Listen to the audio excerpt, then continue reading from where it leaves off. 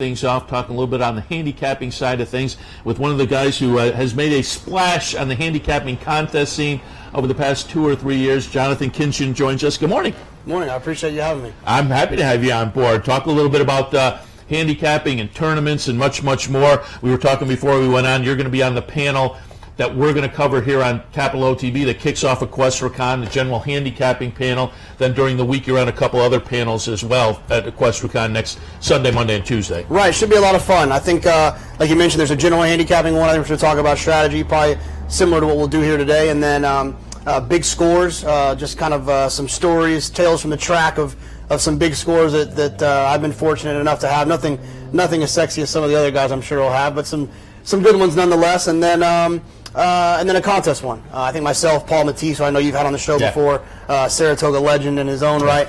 We're going to talk a little bit about just the contest scene and some of the success we've had in contests, but also kind of how we feel like it fits into the game and the future of contests. Excellent. And before we get into some of that handicapping and contest strategy and whatnot, just talk a little bit about how you became a fan and how you got into the handicapping side of it. Yeah, I wish I had a beautiful story about my dad bringing me to Saratoga, but unfortunately it was the kind of the simulcast room at Lone Star Park. That works. Yeah, it was the same thing. And unfortunately, my dad's not much of a handicapper. He's actually the guy that's in front of you in line when you're trying to get your real bet in, and he's leaning back, looking at the screen and betting his address. So I kind of fell in love with the idea of having $1 and maybe getting two when it was all said and done.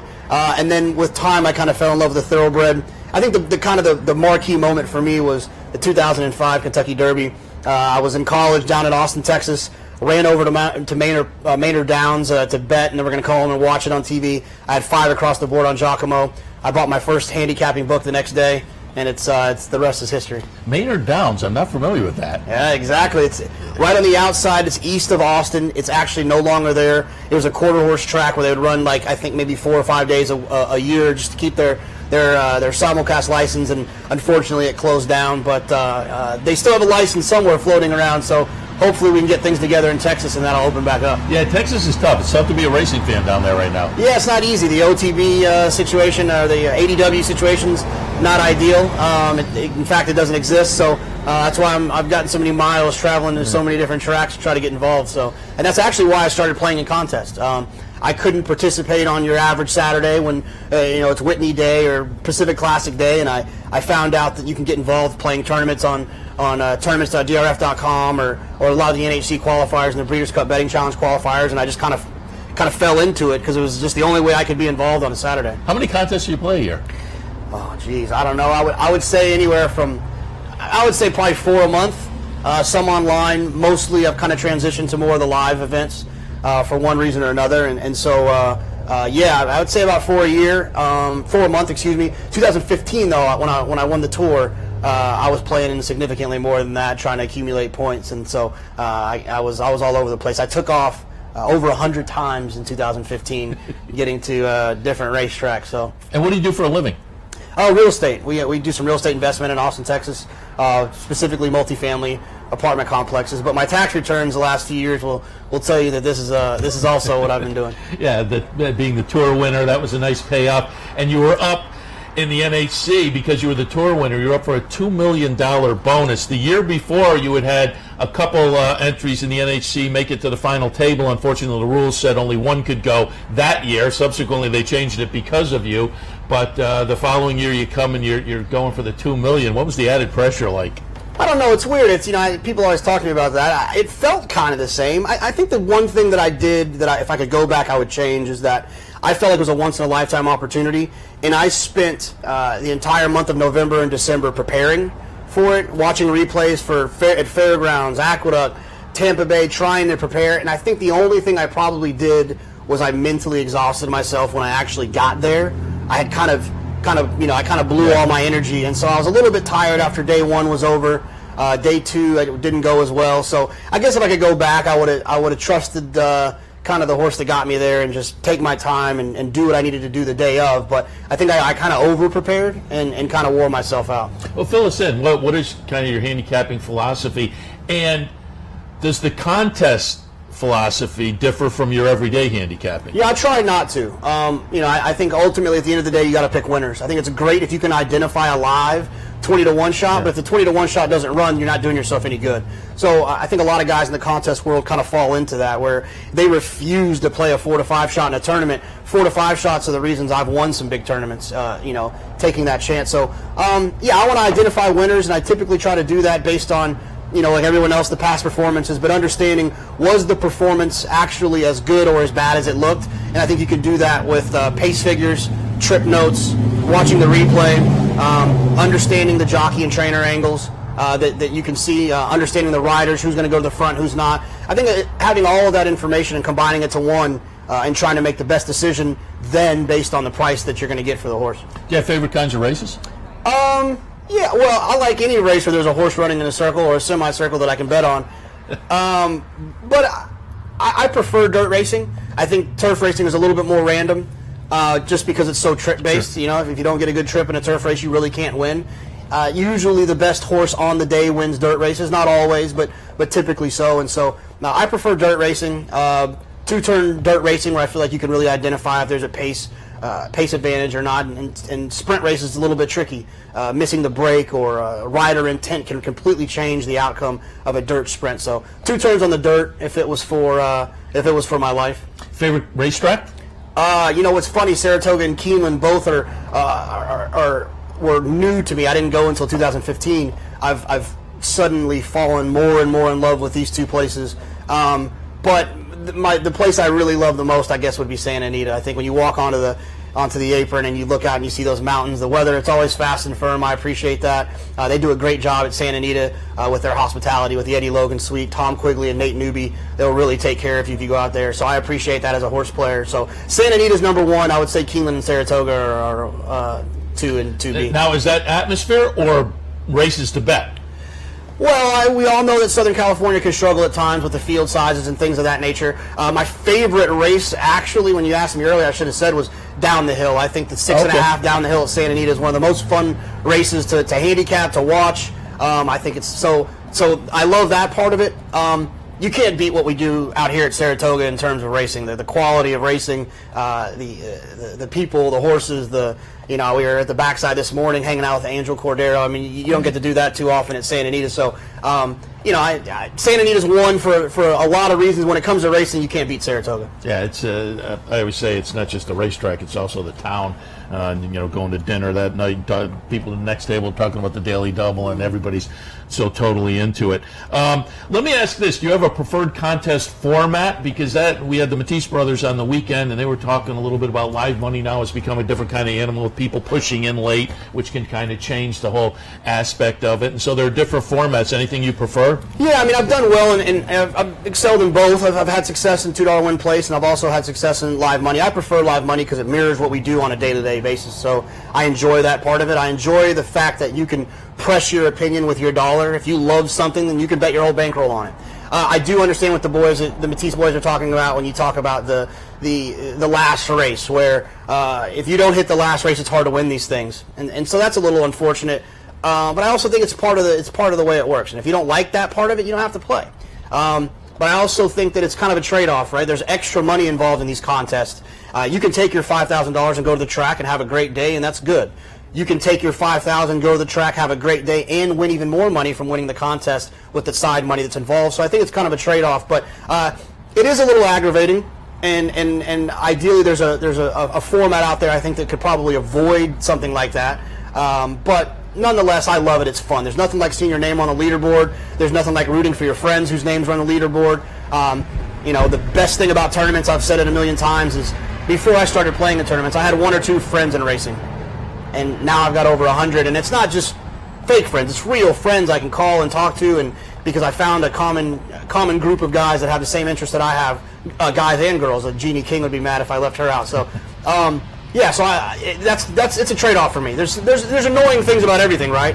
And that happens to be one in the contest world, but it comes with a lot more positives. You talk about the camaraderie, and I get a sense I'd love to go. I'd love to play more contests and qualify myself. I'd love to go out to the NHC because, everybody's been there, talks about how great it is, and I listen to Bick and his radio show when he's live out there, and it just draws you in and makes you want to go. But fill us in a little. You've been out there, and it seems like everybody says once you go, you want to keep going, and there is a room full of like-minded people. Right. It's like a horse players convention is what I've always described it as. You walk through the hotel. If you're selling vacuum cleaners, you're working at a thing. There's a lot of guys in there selling vacuum cleaners. It's the same thing. You walk through the casino, you sit at a blackjack table, you go to the bar, you're in a restaurant, you're seeing horse players. So that's fun. You can have some really cool conversations. One of the most enlightening conversations I've ever had was sitting down with Paul Matisse at the bar at the Treasure Island, and we just chopped it up about pace, and it'll change my life about pace. So there's some really cool things about it. It's fun. It's exciting. It's a lot of racing. It's long days. It's a tough contest. It's really tough to do well in it, and I've found that out. The first year I showed up, I thought it was easy.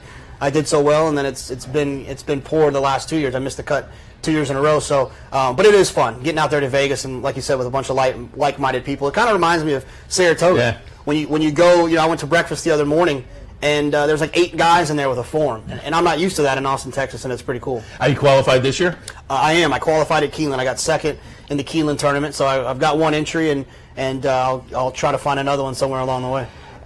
I have to ask you that before we move on and get some ideas for today, because like I say, I love the contest. I don't have enough time to play in as many as I would like to, but I look at these guys who play two. I always think I don't know whether I'd be good with two, because I'd be kind of trying to decide which horse I want to play. How do you go with 2 entries? Well, I think there's 2 strategies. Well, there's 2 ideas. One is, and this usually when I say this to people, they go, "Oh, okay, I get it."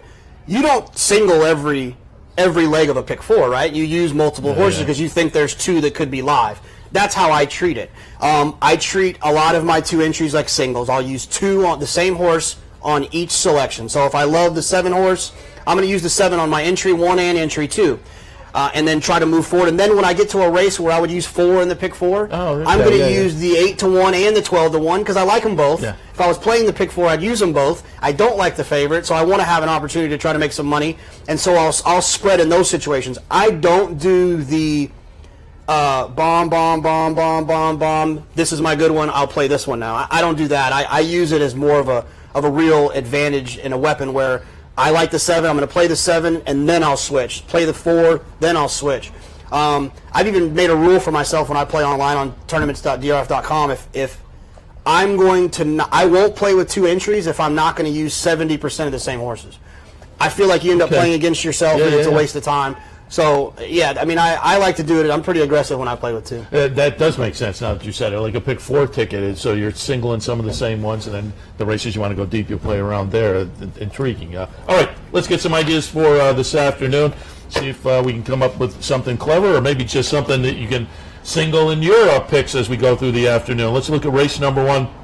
Maiden specials going 6 furlongs. Oops, I had my PPs turned over. And I'm looking. We're at it's 5.5 on the turf to start it off. I like the horse that Rudy has, the 5. He's a short price, but like you say, multi-race bets. You don't have to always have a 20-1 shot. It's nice to have them when you can find them, but singling a horse that's 8-5 can make you some money as well. So I thought that horse was interesting. At 5.5 when he was down at Fairgrounds last year in December, ran really well there. Has finally got a chance to do it up here at Saratoga. We had a trip note on the horse last time when he went 7 at Belmont that a cutback might be good for him. He's going to get the cutback today.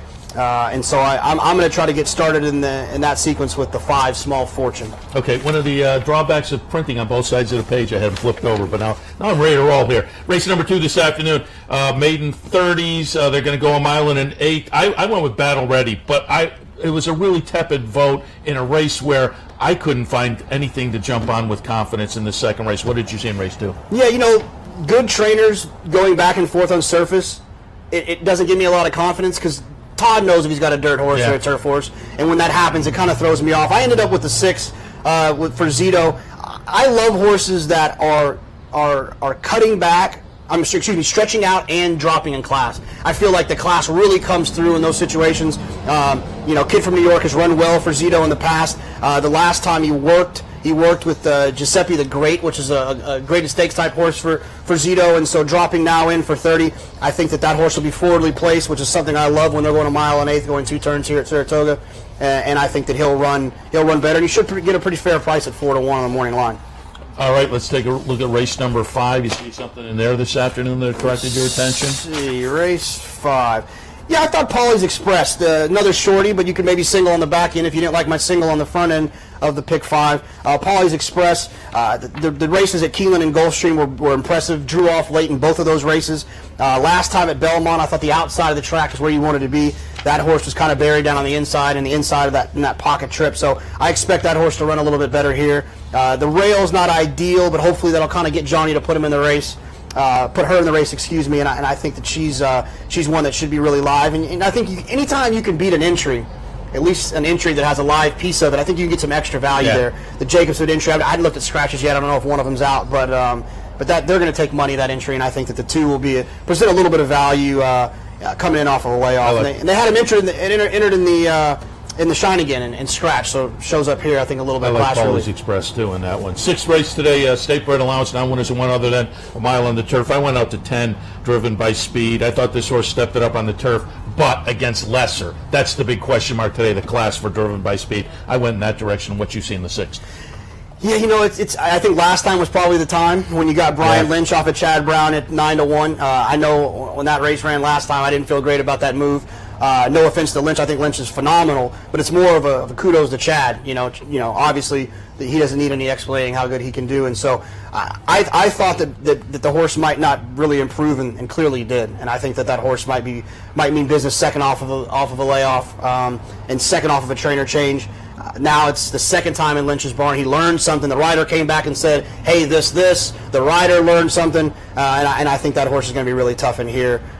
Second time. Munchkin Money. Yeah, Munchkin Money. Yeah, excuse me, the 2 horse. Not the same. You're not going to get 9-1 today like you could have last time, but I think he'll be tough in here. All right. There's some ideas for this Thursday afternoon. Jason Kinchon, again, handicapper extraordinaire. NHC seats again this year. We'll be watching you come January or February now. I think it's pushed a little bit. I think February now. Yeah. So we'll be watching and rooting for you. Good luck this afternoon going through. And also, folks can catch you Quest for Con this coming Sunday, Monday, Tuesday. 3 panels for Jonathon. Thanks for stopping by. I appreciate it. Thanks for having me. All right, we'll take a break. When we come back, he's out in the green room, as it were. Kendrick Carmouche will talk a little riding here at Saratoga and much, much more right after this. Stay tuned.